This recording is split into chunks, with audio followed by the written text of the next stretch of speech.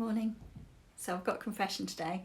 It's been a bit of a military operation trying to get my lockdown hair into some kind of passable look. It actually involves 6 clips of varying sizes. Plus then I've slapped on some makeup and put my glasses on. But in reality, I'm actually a bit of a mess. Now I don't want your sympathy, as I'd rather, to be honest, you didn't know. I'd rather pretend that everything is okay and my attempted Insta look is real, but it's not. And it's been a hard week, and like many of us, it's, to be honest, quite hard to keep up appearances. I think maybe it's partly because the government announcement that the rules for lockdown are changing, and we don't know if it's safe, we don't know what's best, or even what is good for us. Just as I was starting to feel okay-ish, it's now flipping scary again. I heard this week that many people sound like they're turning to prayer. And maybe as a vicar I should think, great, my job is done. But you know what? I also know, because you've told me, that a lot of people are struggling with faith right now. I've heard people tell me that they can't seem to concentrate, that they're feeling disconnected from God, that they're angry with God, or that they just feel an absence. After all, people are saying, who is this deity, this God, this being that we're praying to, that we're pleading with, that we're calling upon? Who is God? And so today it feels fitting then that one of the readings that we've got is about the altar to an unknown God. So it's in our reading from Acts, and that's where this episode comes, where Paul, who's this Christian missionary, is a preacher. He comes to Athens and he sees a group of people. You know, like they're the Greeks, these amazing intellectuals, and they're also really like a seeking spirituality type people. And so much so that they don't want to have unwittingly missed praying to a God that they don't actually know of. And so they put up this sign, to an unknown God. And so Paul takes the opportunity to make a speech to these Athenians that this unknown God that they're praying to is in fact the God who made everything. And Paul describes the God who Jesus Christ revealed. Now, do you know what the clincher is in this text today? Do you know what the deepest bit about the reading is? Paul says this. He says the people search for God and perhaps grope for him and find him, though indeed he is not far from each one of us. That's right. Paul says he is not far from us. And then Paul goes on with my all-time favourite Bible quote. He says, for in him we live and move and have our being. For in God we live and move and have our being. So this God isn't up and out there. What?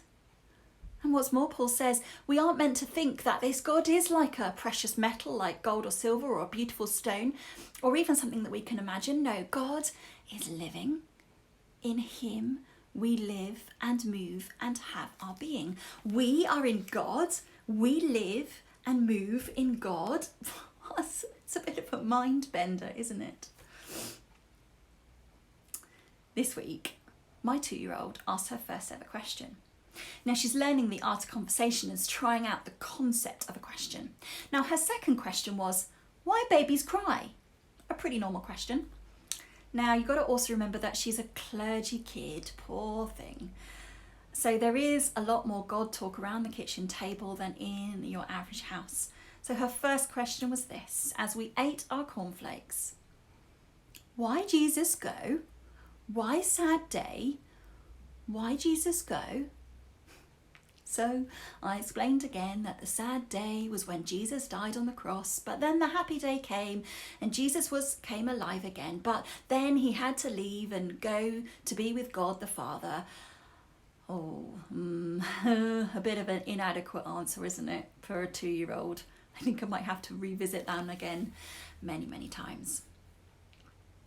But these questions got me thinking about the fact that this week we are in fact going in to celebrate Ascension Day. You know, that day when the resurrected Jesus Christ left the disciples having shown himself as being risen from the dead, and then he goes to be with God. And then after that, we're going to be celebrating the coming of the Holy Spirit at Pentecost. So in our gospel reading today, we're leading up to this time when Jesus is telling his disciples he's about to leave them, and that God will give them a spirit of truth, the one to be with us. Jesus says that while it's hard for the world to know or see the Spirit, he says, you know him because he abides with you and he will be in you. Abide. Well, what does that mean? Well, it means to dwell, doesn't it? To be at home in, to live in. So God the Spirit is always with you and me, in you and me. We are in God and God in each of us, like a deep knowing, deep, deep down. There's a song that my kids learn from this sort of great thing online called Diddy Disciples. It's called This Little Light of Mine. You may even know it. But the way that Reverend Sharon invites the kids to start is this. She says, our time is coming to an end. God has lit a little light inside all of us. Let's hold up our finger as a candle and let's be God and light a little candle of love together. Psst. And then they sing the song.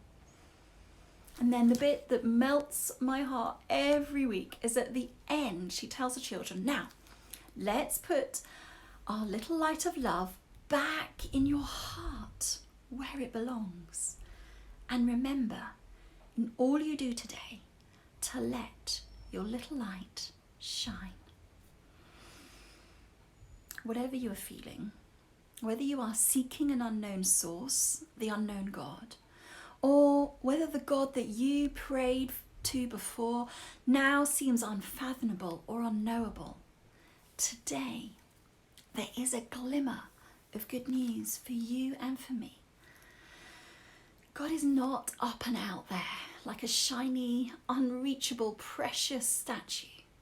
But no, God, who is the source of love and hope and trust, is in you. Amen.